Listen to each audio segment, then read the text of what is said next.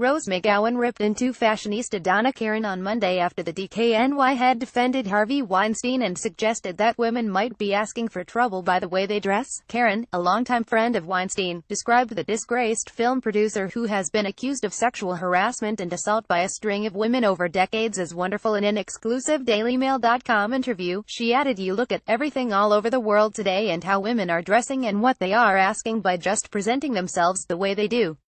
What are they asking for trouble?" McGowan, who has been vocal about the abuse she has experienced in the industry, then shared a screenshot of the dailymail.com story with the message, "Donna Karan, you are deplorable.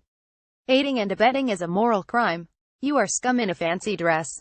According to the New York Times report that initiated Weinstein's downfall this week, McGowan sued the producer in the 1990s but settled out of court for $100,000. In doing so, she had to sign a non-disclosure agreement (NDA) forbidding her from talking about the case. She hasn't named Weinstein directly in any of her Twitter comments so far, but has referred obliquely to abuse that she sustained. Last year, she tweeted under the hashtag "Why Women Don't Report" with a message, "Because my ex sold our movie to my rapist for distribution." And on Sunday she posted a photo of herself taken in March 1997 at the Independent Spirit Awards in Los Angeles, writing, "This is the girl that was hurt by a monster. This is who you are shaming with your silence." That picture was taken just 2 months after an incident occurred between McGowan and Weinstein inside a hotel room during the Sundance Film Festival. So it's not surprising that Karan's remarks, made while she was attending the Cine-Fashion Film Awards on Sunday, would upset her.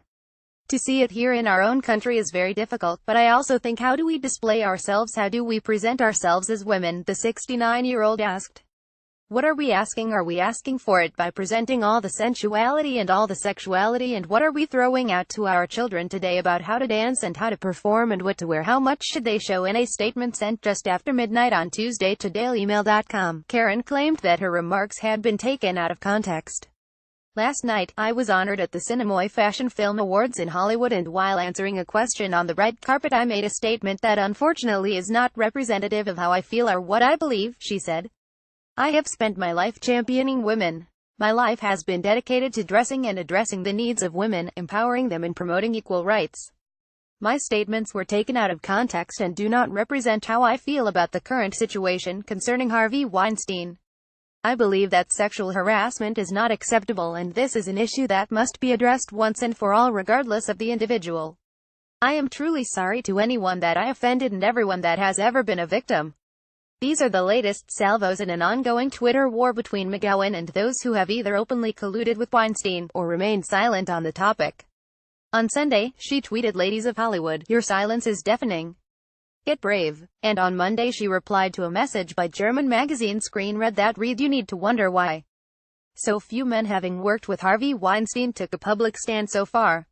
Why, Quentin, Robert, possibly Rodriguez and the likes, because they are weak and scared," she said. She also asked, "Hey, at Matt Damon, what's it like to be a spineless profiteer who stays silent?" And afterward, she added, "Ben Affleck, Casey Affleck, how's your morning, boys?" Casey Affleck has also been accused of sexual harassment. McGowan also called for the board of the Weinstein Company to resign, writing, "Robert Weinstein, Lance Marov, Richard Koenigsberg and Tarak Ben-Amar, you do not get to hide. Resign." Rose Army shortly afterward, she posted, "Bob Weinstein, Lance Marov, Richard Koenigsberg and Tarak Ben-Amar, David Glasser, you knew, you funded, you are guilty. Resign." She also retweeted Kevin Smith's remark that he was ashamed at having Weinstein fund the first 14 years of my career and told him, "Call on the board to resign or you still suck." On Monday, as the furor continued, Glenn Close, Meryl Streep, Kate Winslet and Judi Dench, previously silent on the matter, spoke out against Weinstein in statements. "The disgraceful news about Harvey Weinstein has appalled those of us whose work he championed, and those whose good and worthy causes he supported," said Streep. "The intrepid women who raised their voices to expose this abuse are our heroes." Her silence had been particularly noted, as she had referred to God Harvey Weinstein. "Harvey supported the work fiercely, was exasperating but respectful with me in our working relationship, and with many others with whom he worked professionally," Streep continued. "I didn't know about these other offenses. I did not know about his financial settlements with actresses and colleagues. I did not know about his having meetings in his hotel room, his bathroom, or other inappropriate, coercive acts." She continued, "And if everybody knew, I don't believe that all the investigative reporters in the entertainment and the hard news media would have neglected for decades to write about it." Close. In a statement to the New York Times, said, "I'm sitting here, deeply upset, acknowledging to myself that, yes, for many years, I have been aware of the vague rumors that Harvey Weinstein had a pattern of behaving inappropriately around women. Harvey has always been decent to me, but now that the rumors are being substantiated, I feel angry and darkly sad." Dench also spoke out on Monday in a statement to Newsweek. "Whilst there is no doubt that Harvey Weinstein has helped and championed my film career for the past 20 years, I was completely unaware of these offenses, which are, of course, horrifying, and I offer my sympathy to those who have suffered, and wholehearted support to those who have spoken out," she said. Ann Winslet said to Variety, "I have no doubt that for these women this time has been, and continues to be, extremely traumatic. I fully embrace and salute their profound courage, and I unequivocally support this level of very necessary exposure of someone who has behaved in reprehensible and disgusting ways. His behavior is without question disgraceful and appalling and very, very wrong. I had hoped that these kind of stories were just made-up rumors. Maybe we have all been naive, and it makes me so angry. There must be no tolerance of this degrading, vile treatment of women in any workplace anywhere in the world." Weinstein was fired from the Weinstein Company, which he founded with his brother Bob in 2005, on Sunday. He was kicked out at the agreement at the 4 remaining members of the board, including Bob Weinstein. 4 others had already resigned in the days previous. Bob Weinstein, Lance Marov, Richard Koenigsberg and Tarak Ben-Amar said they were firing him in light of new information about misconduct that has emerged in the past few days. They had ordered an independent investigation on Friday. As Weinstein realized his number was up, he wrote to several celebrity friends begging for help. "My board is thinking of firing me. All I'm asking is, let me take a leave of absence and get into heavy therapy and counseling," wrote Weinstein in the email, which was read by one of the recipients to Janice Min. "Whether it be in a facility or somewhere else, allow me to resurrect myself with a second chance." Min later said that Ron Meyer, David Zaslav and Jeffrey Katzenberg were among those who refused to back him. She also tweeted, "One big player who refused to respond positively to Weinstein's email plea tells me he replied in essence no fin chance." Marov spoke to the New York Times after Weinstein was dropped, saying that there was concern among his fellow board members after Weinstein and his attorney Lisa Bloom met with them on Thursday night. Bloom told the board that they could expect more indifferent reporting that included photos of several of the accusers in very friendly poses with Harvey after his alleged misconduct, Marov said. "This is not the time for Harvey or TWC to appear defiant or indignant," wrote Marov in an email to Bloom. "It is time to repair, heal, accept responsibility and recover." In another email to Bloom, Bob Weinstein wrote, "Perhaps Harvey, as he stated in the NY Times, to the world, should get professional help for a problem that really exists." Questions remain, however, about how the board was so in the dark given the number of settlements that have been paid out, with the first going back to an incident that happened in 1991, according to the Times. Weinstein responded in a statement by saying that he was getting help, but then shortly after threatened to sue the paper for $50 million. On Friday, a third of the original 9-man board resigned in protests, 24 hours after the sexual harassment report threw the firm into chaos. A 4th left over the weekend. A 5th had already left for unrelated reasons last year. The company also stated that they were launching an internal probe into the claims against their disgraced co-founder.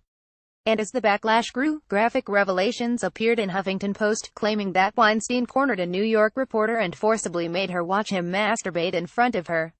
Lauren Steven, formerly a Fox News reporter, claims that when she worked with the cable channel Long Island 12 a decade ago, Weinstein insisted she take a tour with him in Socialista, a club he performed. She claims he took her downstairs to a kitchen and cleared it of staff and then tried to kiss her. When she refused his advance, he said, "Well, can you just stand there and shut up?" The movie mogul is then alleged to have masturbated in front of her and ejaculated into a nearby flower pot. Steven says she was trapped and intimidated and deeply shocked. That same night, McGowan first asked why there was so much silence from the Hollywood community, stating, "Ladies of Hollywood, your silence is deafening. Given the number of lawsuits that the company has settled over the years, there is of course a chance that some of these women cannot speak because they signed a NDA or do not want to speak on account of their own personal experiences. That would not, however, stop any of these women from publicly declaring that they support and believe his accusers." The most encouraging tweet from a member of the Hollywood community came from Girls producer Jenny Connor. She said on Thursday, "Who are the agents managers that sent their clients to meet with him when this was a well-known secret? The men XT. New allegations of improper conduct have also emerged since the expose.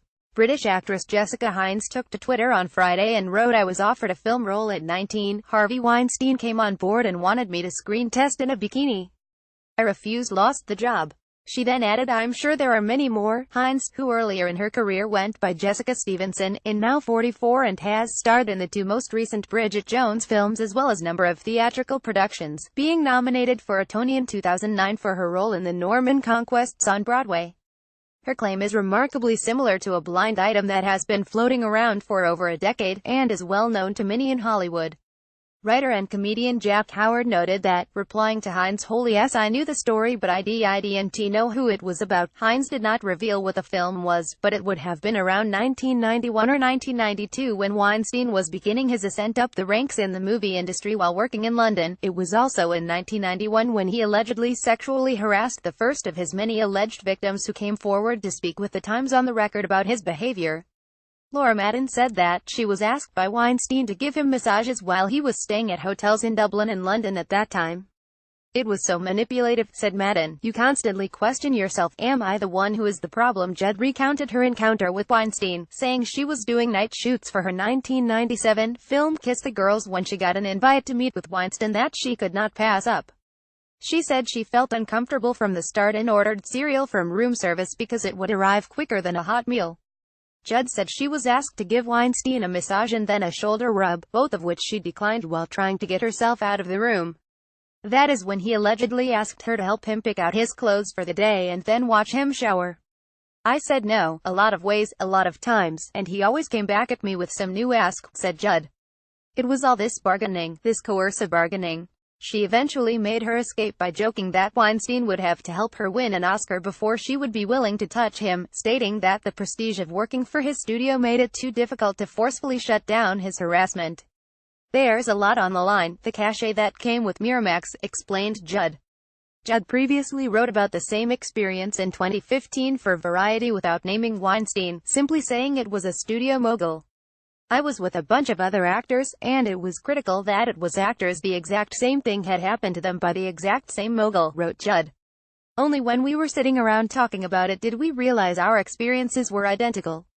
There was a mutual strengthening and fortification of our resolve." She later wrote in that piece, "The ultimate thing when I was weaseling out of everything else was, will you watch me take a shower? And all the other women sitting around this table with me said, oh my God, that's what he said to me too."